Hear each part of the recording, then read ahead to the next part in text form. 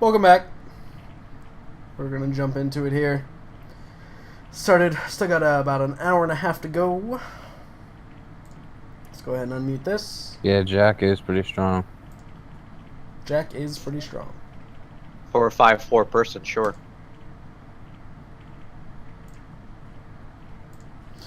Did everyone have a wonderful break? Wonderful. Sure. Good. My head hurts. I'm sorry. So, everyone should go and look at that link. It's probably what we'll fight the next time we're on a river. I mean, is it Ninetails?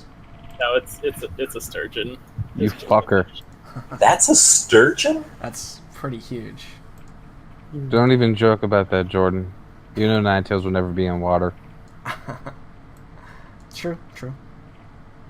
Oh no, I just meant you guys were gonna throw her into water to kill her. Jordan. I'm kidding. Maybe. No, I would stab her, then throw her in the river. Dalton. Also, you did. Don't worry, Bulbasaurs are far more common, and you'll have to kill a lot more of them.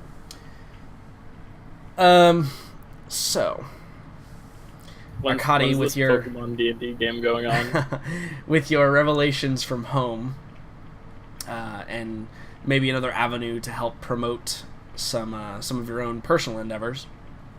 Right. Have you thought about if you will draft a response and what approximately it will say? Okay, my first question is, where would I expect reinforcements from the Empire to get to Kislev from? Probably Middenheim. Middenheim would be the closest available, Right, but Middenheim's apparently stopped sending them resources. Well, they've stopped sending them supplies, right? If they receive an order to send, a militarized group, perhaps. If not, the surrounding towns and villages have their own retinue of... or Talabheim, also. Talabheim is really close. Or about the same distance as Middenheim is. That would also be a location that would send reinforcements, which is great, because you know somebody from there. You do. Yeah, okay. So, I think Arkady's plan from here is, one, to send messages to whoever's in charge in Middenheim, whoever my contact is there, saying, we have our treaties, we need to call that in now because things are rough, we need backup. Sure. And two, to talk to Morella and say, hey, I need you to write home to your dad and maybe tell him that things are not looking so great up in winter country and we could use some more backup there because, otherwise there's going to be chaos on your doorstep pretty soon. Yeah, so the way it works, right, is, it's not that the Emperor has to make a decision. Individual cities and city-states are totally allowed, especially ones with counts in them, which both Middenheim and Talabheim have. Right. They can totally just act of their own accord and do it. And yeah, I kind of figured counts would be the people to talk to. Yeah, for sure. And, if they're caught, not respecting the treaties or not respecting the need for support or, doing something bad, then the Emperor steps in and says, hey, you need to do your job. Here are my legions, which are far larger than yours. Right. So let's how does that conversation go? So you find Morella training in the backyard, right? Yeah. What how do you approach that conversation, Arkady? Fair question. What is Morella doing? Is she just climbing walls, beating the hell out of target dummies? It's essentially she's practicing with her shield and spear. And probably when you go to meet her, she probably is doing essentially Spartan training with it. So she's not in a full armor or things like that. She's just in clothes. And when you step close to her, her spear tip it meets in front of your face, close to. Yeah, he's not gonna get that close. Pants. Yeah, and then she just have it she turn around and see you, and she's probably How far away would Petrov have to stand for her to have disadvantage to throw at? Greater than 30 meters or 30 feet. That might be a little far, but Yeah. I mean, Well, she wouldn't throw it. he'll announce his. You're standing Instincts you're standing like in the doorway and watching her, observing her do all this. Yeah. Yeah, he'll announce his presence before he gets close enough to potentially be stabbed or instinctively. Right, because the other thing is Thrown you've seen the lightning, right? Like I have, and it is mysterious and terrifying. Morella is the one that calls the thunder. Yes. And Breaking Bad. We're just gonna rack them up today. Haven't seen that show. But anyways. It's overrated. It is a little bit. So, yeah, he'll just announce his presence. I think, Lady Fairheart, if I am not interrupting. At her. Thank you. I have received concerning news from Homeland. Evidently, logistics with dwarven armies are in difficult situation, and chaos forces are encroaching further into Kislev than we are normally willing to accept. Additionally, I have heard news that supplies from Middenheim, well, from Empire in general, but particularly from Middenheim, have been lessened of late for no reason that has been given. Do you think that you could speak to your father to see if Talabheim could send reinforcements?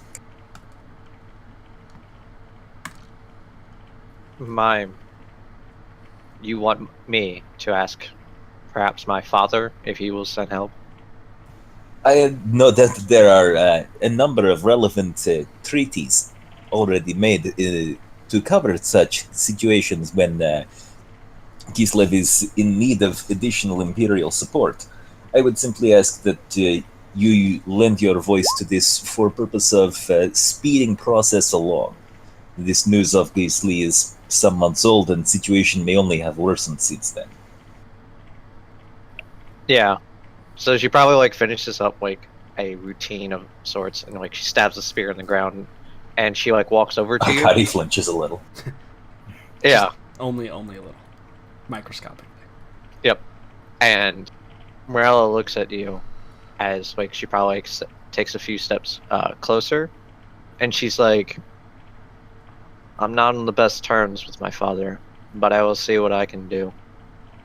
Tell me, is this more important than dealing with the problems that we have aside from the Emperor? With any luck, this is problem I can deal with, but a moment of your time to write message to your father to accelerate process of information reaching him would be much appreciated. I see. I'll go do that. Additionally, in the interests of your future political aspirations, seeing you taking an active role in diplomacy with Kislev can only improve your reputation. Petrov, I already said I would be doing it. It is not a problem. Politics don't affect my manner and decision. I mention this only because you have noted that this is matter that is soon to be relevant to you, yes? You do need to spread your renown through diplomatic circles. Again, the politics don't really matter to me. It's if I can help people, I will help them.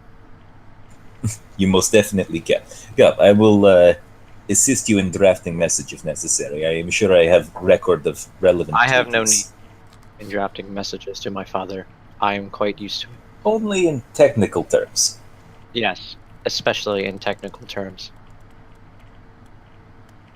Well then, I will return to my room Address to me prepare when my the own. others have come back. Of course. By your leave, my lady. Yeah, and when you say that, she like retreat out of walks over there. and pulls out the spear from the ground, and she's like, "I will write the message now." And then she walks off, probably towards her Yep. room. Petrov walks out of there, probably taking the first several steps backwards. Mm-hmm. Cool. All right. Does your face darken as you do that, Petrov?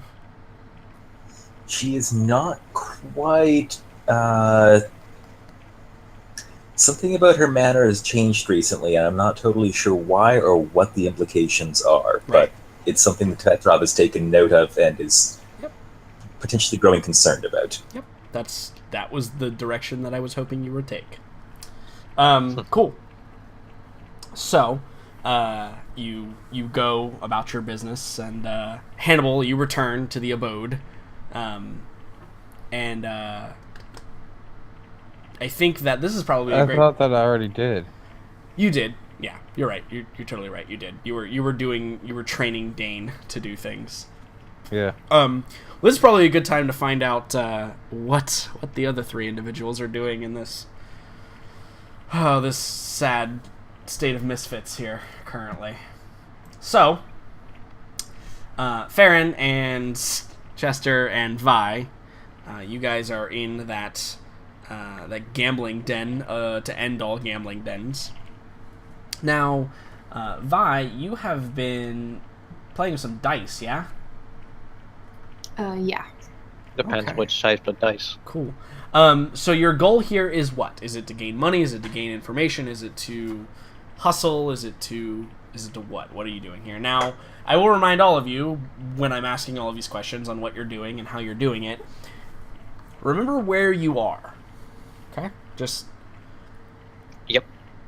you are in, well, Vi, you know better about where you are than anyone else.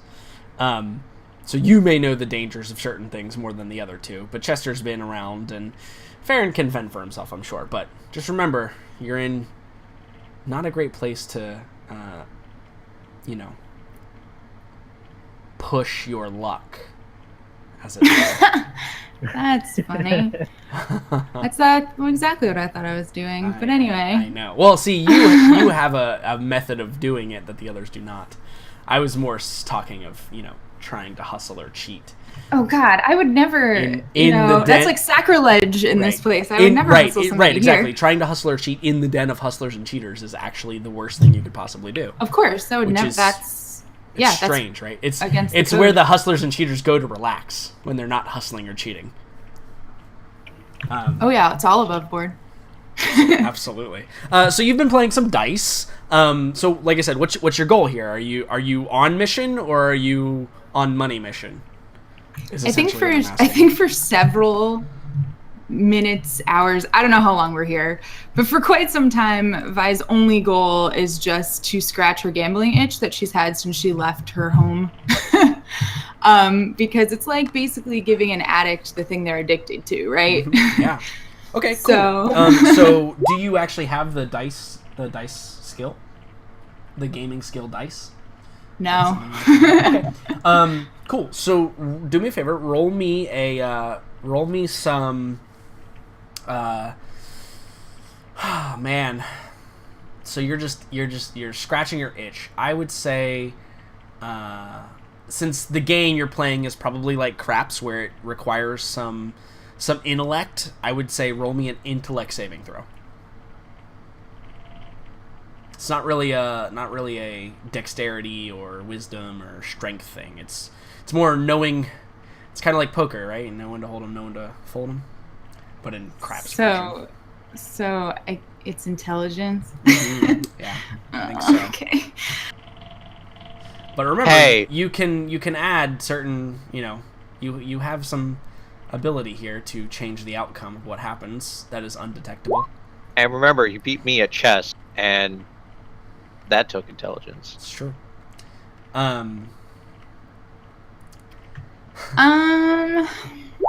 Honestly, I don't really know if my goal here is to actually succeed at what I'm doing, really. Sure, you're just scratching your itch. Do you know what I mean? Yeah. Like, I'm not trying Yeah. to gain much from it. So, yeah, I have I think- plenty of money from Farron, so... Right. I think that you probably lose like your first 5 gold because of that roll.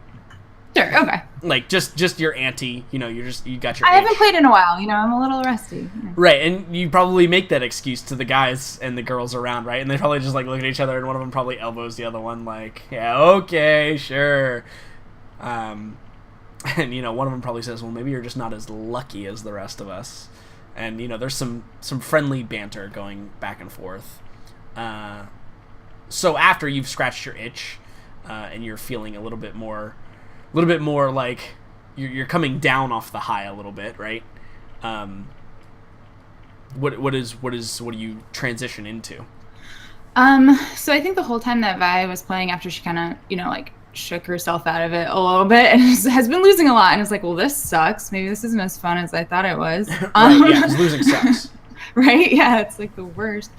I think that she would try to, I think at the table that she's at, she tried to maybe pinpoint the person who she thinks, based on her insight, would be the person to talk to here about what she's looking for. Well, since you used the word, roll me an insight check. Oh, yeah. Okay. I think that's perfect. Thanks for suggesting it. Oh, no problem. It's like it was planned. Nice. All along. Yeah, so very quickly, I think you identify. There's kind of like a bulkier man that's at the dice table, and he comes in like he plays like maybe like every third game like consistently, and probably that's what stands out to you. He only plays every third game, always. Never breaks the repetition. Maybe it's a tick or a habit or a good luck charm or whatever.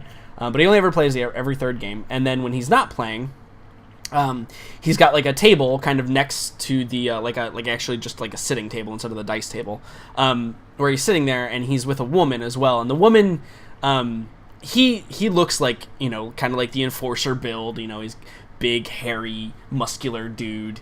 But he's wearing like kind of like street clothes. There's a woman next to him who actually has like a leather helm like sitting on the table, and she hasn't played at all, but she's clearly with him, and she's got this like long blonde hair that's pulled back like really tight, so like it stretches her forehead a little bit, so she looks like she's got kind of like that naturally stern look about her.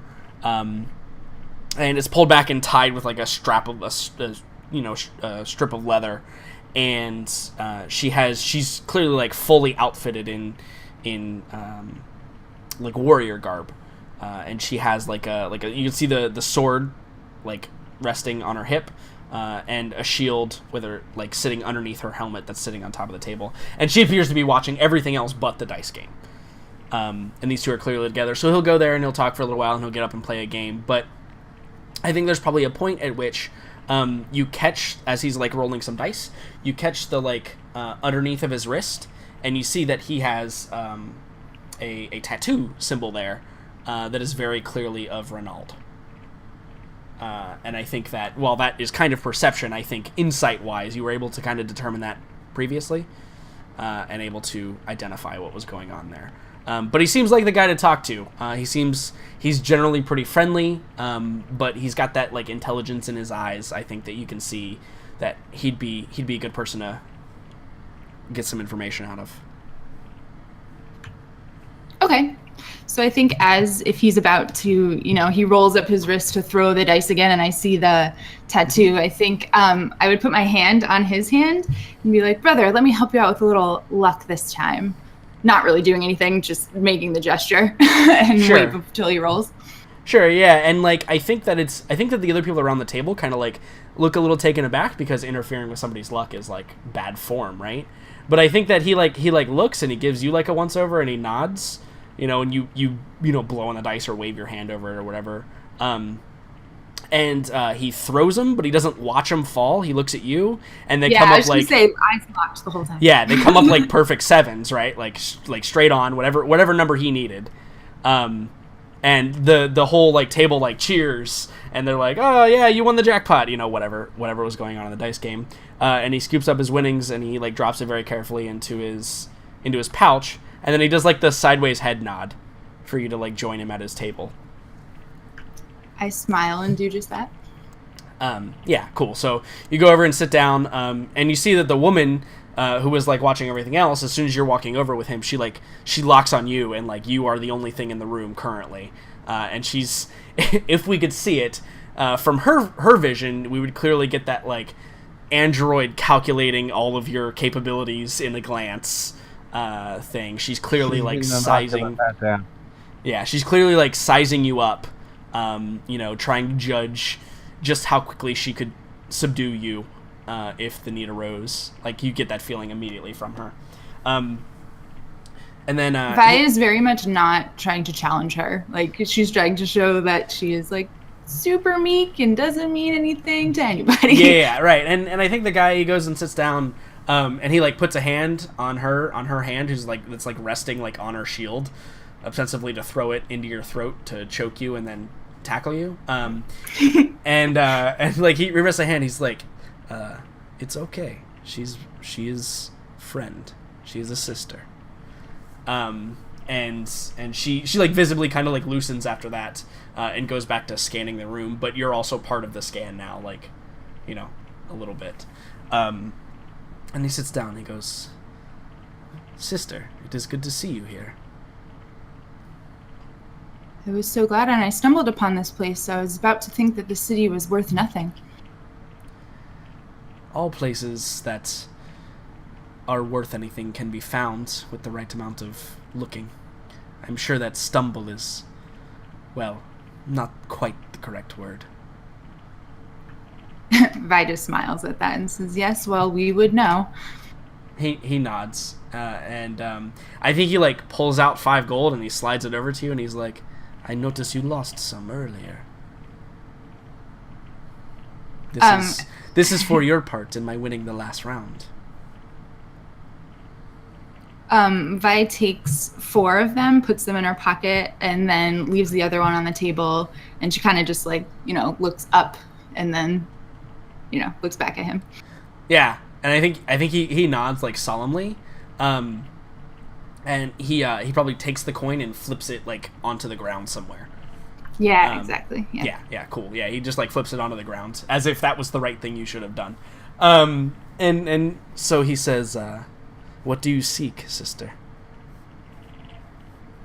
I think that I would kind of gesture to my side and just say, recently, somebody, not one of us, got the best of me in an alley. I'd like to know their business here before we move forward. And I kind of gesture to, I guess, if Chester and or Farron are in the room, as if saying, like, those are my people. Like, if they're an I say, I mean, I'm sure we'll get to what those two knuckleheads are getting into in just a moment.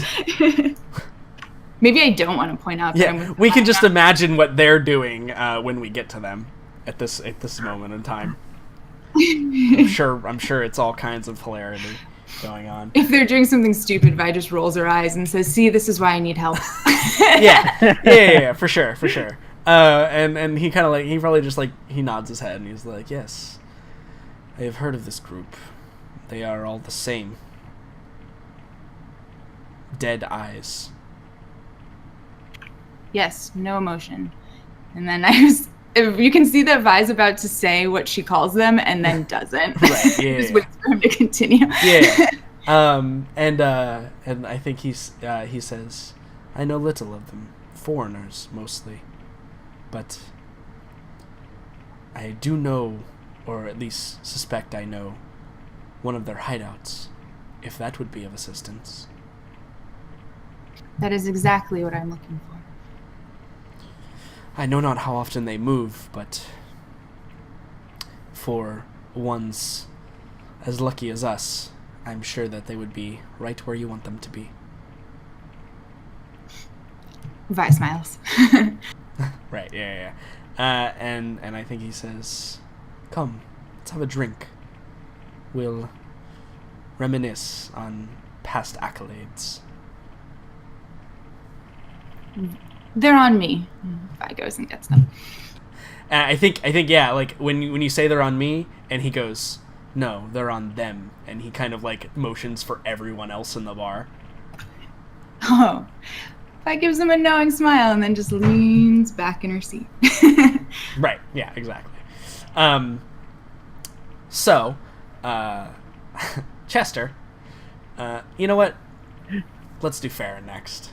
I feel like Chester's gonna fuck everything up, so let's do Farron next. So Farron, you went over to the card tables, and I think the card tables are very much are a lot more diverse than meets the eye, right? Like, I think that maybe you like walk up to a table with like your mug and you're like looking at the game and you realize you have no idea what the heck they're doing. They're slamming cards down, and it's like, if you've ever seen, so if no one knows the game Tonk, it's basically like it's it's basically ghetto rummy, if you don't know what Tonk is. But what if you don't know what rummy is? do you not know what Holy rummy is? Wait, do you not know what Then- rummy Oh, is? man. You can just get out right kidding. now. Okay. Kidding. Anyway, Tonk is like ghetto rummy, and I know this because I used to play a lot as a kid. And And you you get- live in the ghetto? Question mark. right, that too. And it's almost it's a game that you are not good at it if you don't emphasize every single card action you make. You slam the cards down, you scoop up the cards, you slam them down again, you slam your whole hand So down. when you Yu-Gi-Oh? Tonk. Basically, yeah, but it's like that situation. Believe in the art of the card. And what's the other game? Have you ever played Slaps? Anyone ever played Slaps? Like slapjack? Dungeons Is that what and you Dice mean? Monsters. Or Slapjack? Yeah, Slapjack I think is another name for it.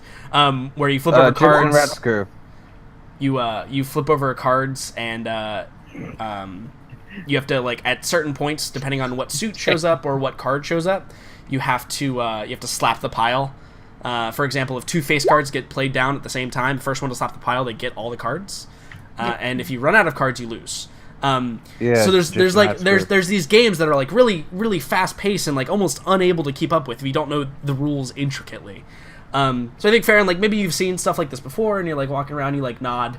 Maybe it's not your style, I don't know, maybe it is. But it's very diverse. There's probably a table that's playing spades or a version of it. There's probably, basically every type of poker that you could imagine. 5-card stud, 3-card stud, Texas Hold'em, that kind of stuff, all at different tables around. So would you join like a particular game? Is there a particular game that Farron is good at or wants to join in on, or do you look at the people at the tables and measure your decision on that? Yeah, I think at least initially, before he picks the game, he's going to try and decide. All right. Based Cool. So I think that's also an insight check. on people. What? Sorry. At least initially, he's going to decide based off the people. Yeah. So I think it's an insight check to like garner the different people sitting around the different tables. Okay. Nice. Cool. Hey-o. Yeah, so I think that you realize fairly quickly that the tables that are playing the poker, or at least poker clones, is probably not your best bet because they're silent, very calculating, evaluating each other. But the games that are playing like Tonk or Slapjack or those tables, it's a little more loud and boisterous. They're trash talking back and forth. There's a lot more laughing and there's a cacophony of sounds coming from those tables. So if you're trying to like have a conversation and get information, that's probably your better bet. Is to go to one of those tables where the people are like, they're playing for money, right? But they're also playing for fun. Whereas the people at the poker tables or poker clone tables are probably just playing for money. Like, they're probably not having a whole lot of fun. Yeah, I go over to the Tonk.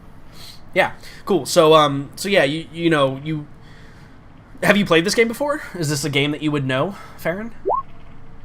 Farron probably has a fairly good understanding of Sure. Tonk. Sure, awesome. He's from Russia, basically, so... I mean, it's true. So yeah, cool. So you settle up, and you can see like it's even like so kind of like loud and boisterous that there's people like betting on who's going to win, like in the crowd that's like watching them as well. Like you see like a couple of gold pieces, a couple of silver pieces, like exchanging hands when plays are made. So you maybe observe for a little bit, and a couple more games spark up, and it's back and forth, and then the games go fairly quickly. So there's like a big cycle of people going in and out. You could totally like insert yourself into that cycle, if you wanted to. Yeah, definitely. Yeah, cool. So you get up there, and Tonk is. So normally I would say, do you have a card playing skill? Have you mastered cards? Do you have that as a gambling skill? I have a deck of cards. Yeah. Cool, awesome. So you have like the tool cards, right? Do you have that set up in your character sheet by any chance? No. Okay, that's fine. So Tonk is not a game, and I think you made the right choice on this one too. Tonk is not a game that is played with intelligence or even wisdom or even dexterity. It's really a game of charisma. It's can you throw your opponent off by trash talking and being a little bit more boisterous, because essentially the game comes down to who gets the cards in the right order. That's really it. There's not a whole lot of strategy behind even Rummy in that case. There's not a whole lot of strategy behind it. A little bit like of what you give up and remembering what you gave up at some point. But it's much more in Tonk specifically about the charisma. So go ahead and make me a charisma saving throw, and we'll see how well you do at Tonk. Okay. Nice. Cool, yeah. So you go up a little bit.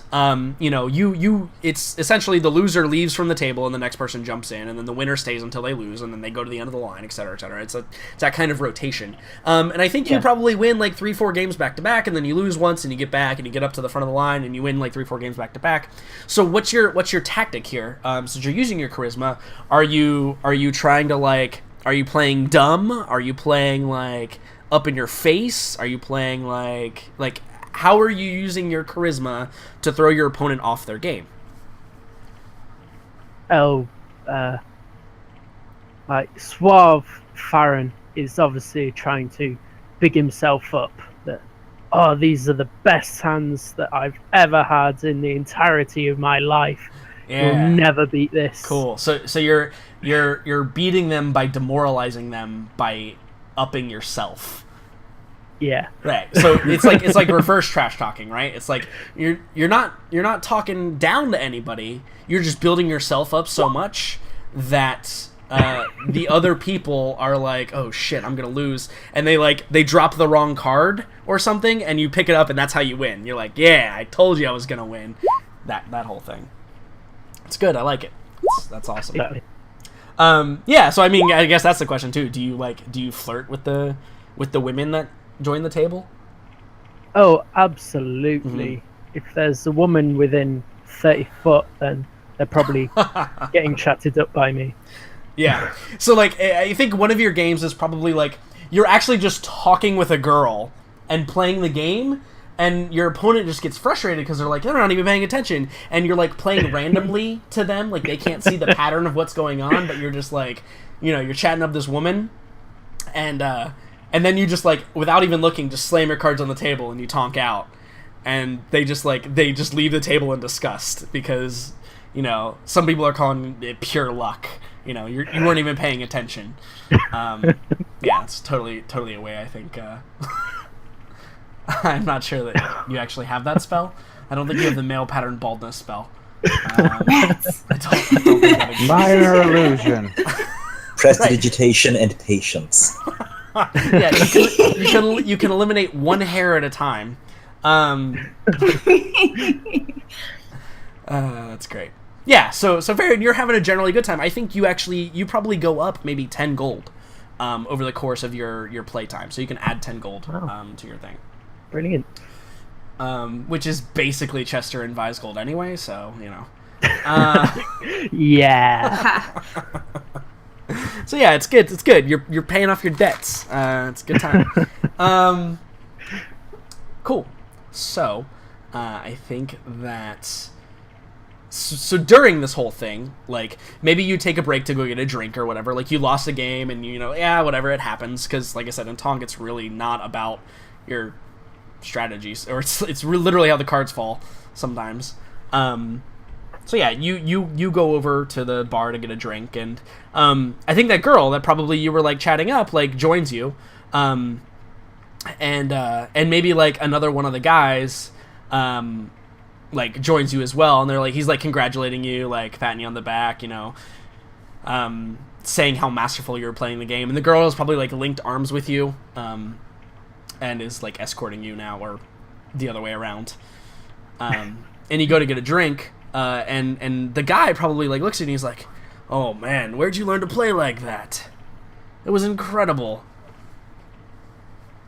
Well, I learnt how to play when I grew up in Kislev, but I've been playing a lot with a certain group in this city, but they don't seem to be here anymore. Do you happen to know where they've gone?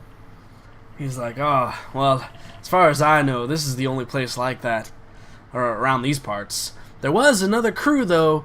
They weren't much into the gambling thing, but they did have the nicest places to stay." And he kind of like gives you like a nod, like a, hey, you know, knowing look. I think maybe you've struck pay dirt. He's implying that he knows what you're talking about. But also, he's also using like a bass-ackwards way of saying it. Oh, of course. Yeah. Well, I've been wanting to just check in with them. Don't suppose you know where any of them have gone? Well, you know what I heard? I heard about this trouble in the religious district. You know, it seems like the paladins are out in force lately. I heard something about that. Don't know the specifics though. Yeah. Good thing there's nothing illegal about gambling though. It's just, you know, when you start getting into the heavier stuff, the thieving and the stealing and that kind of stuff, they seem to they probably crack down a little bit more. I've heard they went if I were somebody who did that kind of thing, well, I'd probably go underground. I mean go to ground. And he kind of like looks at you pointedly. I think that'd be what I'd do as well. Seems like the smartest play. Just like that play you made in that game last time. Oh, it was incredible. I didn't even see the aces there. You know, beginner's luck and all that. He's like, yeah. It's clearly not beginner's luck, and he like gives you a wink. And I think he buys like your round. And he gives you like a little like before he leaves, he gives you like the little nod and like the up cheers with his drink. And he departs your presence. Brilliant. So now you have an idea of where to look a little bit better. Yes, I immediately go back to flirting. Oh yeah, no, she's just been sitting there the whole time, like giggling and like laying on your shoulder, and you know, the typical bar wench thing to do. I mean that's a thing. So let's go ahead and move over to Chester. Chester, you pointedly decided not to gamble because you were tired of Vi taking all your money, and you didn't want anybody else to take all your money because that would be basically a sin. Because so I imagine this is Chester not gambling because he doesn't want to have to kill anybody because he said he wasn't going to kill anybody. Because like Chester seems like the type of person that if he lost he'd just be like, oh, you beat me, and then stab in a dark alley, take all my money back. We're not gonna say yes because that would be blasphemous. Okay, sure. But a strong maybe. I got it. And you just haven't done that to Vi because you're mortally afraid of her. Mortally. So yeah, it's good. Perfect. So you're chatting up people at the bar, and I think that there's probably like a couple of like you probably see a couple people that are very clearly down on their luck. Okay. And they're like, you know, there's probably like 1,000-yard stare into the bottom of the tankard, and they're sipping it very slowly because it might be the last one they can have because they've run out of money. But there's a lot of dejected individuals sitting at the bar itself, from your observation. Do any of them look the least bit intelligent? Yeah, so I think that as I was describing like the way that dice works versus the way that Tonk works versus the way that like poker or for example, the dominoes games probably requires a lot of wisdom because you need to be observant and be able to deduce like what's going to happen in a few turns as opposed to like the general strategy of the game itself, like poker is. So yeah, I think that there's probably a guy you see walk over, and he sits down, like plops down heavily at a seat a few spaces down from you, and he came from the dominoes area, and he looks intelligent, right? Like he just doesn't look like he was able to beat whoever was over there, and he kind of like orders a drink, and you know he probably dumps out his coin purse onto the table or onto the bar, and he's got like 3 silver and like a few copper pieces, and he slides over the few coppers and gets his ale and very carefully puts his little bit of coin back in his purse. I'm going to sally up to him Sure. with a gold piece in my hand and just place it in his pocket. Yeah. You're gonna like, are you trying to do this stealthily? No. I'm gonna like walk up to him, sit down next to him, and put a gold coin in his pocket. Okay. So yeah, I think like when you go to reach out for him, like he jumps back a little bit, and then he fishes it out, and he kind of like he looks at it and looks at you, and he goes, "What's this for?" That's for you to sit down and shut up. He kind of like does like the look around the bar, like, and we would know it as humans as the candid camera look, where you're looking for like the joke or the magic mirror that has the camera behind it. Like, is this really a thing? And he kind of like looks at it, and he just like he bites the gold to make sure it's real, and he just kind of like slips it back in his pocket. He's like, "Well, I guess you're buying," and he like takes a drink. I'm also going to call over the barkeep and ask for 2 more beers. Sure. And an extra big one for myself. Sure, yeah. So he brings 2 more over and plops them down in front of you. And, the guy, he, like, looks at it, and he looks at you. And I think he says, "You're not trying to take advantage of my good graces, are you?" And he downs, like, the beer and, like, puts it on the table and, like, grabs the next one. I am exceedingly trying to take care of your good graces because I need some. He, yeah, I think that he kind of, like, looks, and he kind of, like, he does, like, the eyebrow up and, like, nod, and he's like, "I'm listening." You seem like a... Jester kind of looks around a little bit. At all the other rejects sitting at the bar. Yeah. More, wizened individual than the rest of these fine folks. Yeah, he nods and he goes, "Well, the fact that I only bring a certain amount to this place would probably seem that way." And he like looks around at the people who have clearly lost all of their life savings. More than definitely. Have you heard anything around town about a demon summoning? He kind of like he raises an eyebrow and he's like, "Demons? It's dangerous talk. Can't say I have." What about any other rumors trying to edge their way into the territory over here? I think that he looks around. He's like, "Pertaining to what?" "Heard some interesting things about the Count as of late." Oh. Care to spread that information to your fellow man? And Like- Chester slides a coin on the table. Sure, Another yeah, gold.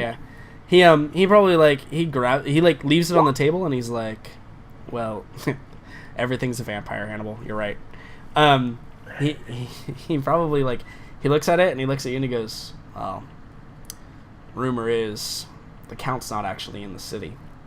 He left some important mission. Here it had something to do with the dwarves, but I'm just a simple man."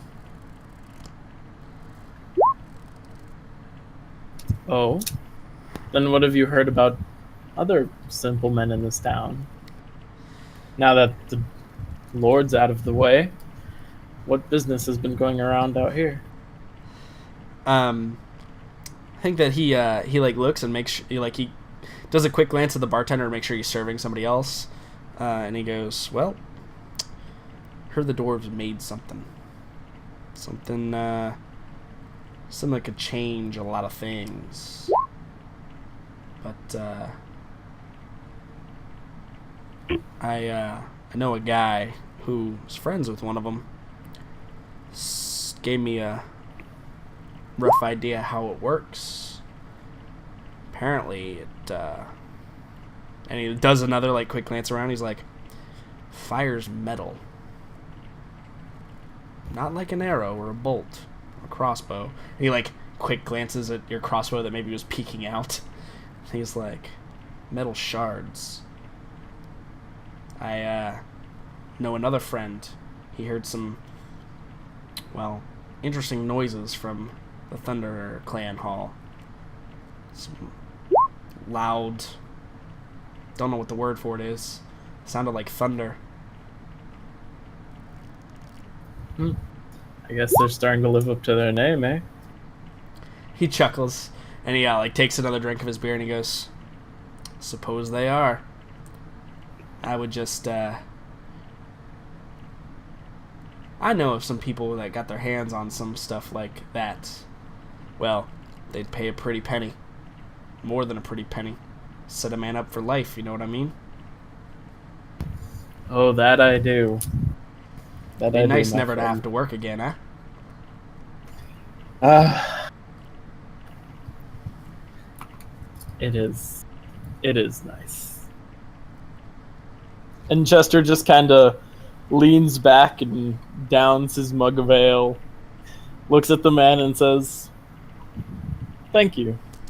It's been a pleasure." He nods, and he takes the gold coin that he left on the counter, and he throws it to the bartender, and 2 more mugs of ale come over, and he takes the change and pockets it, and gets up with his 3rd glass of ale and goes somewhere else. Chester leans forward, takes another giant mug of ale in his hand, looks around the bar, and he tries to find Vi, see where she's gone off to. Cool.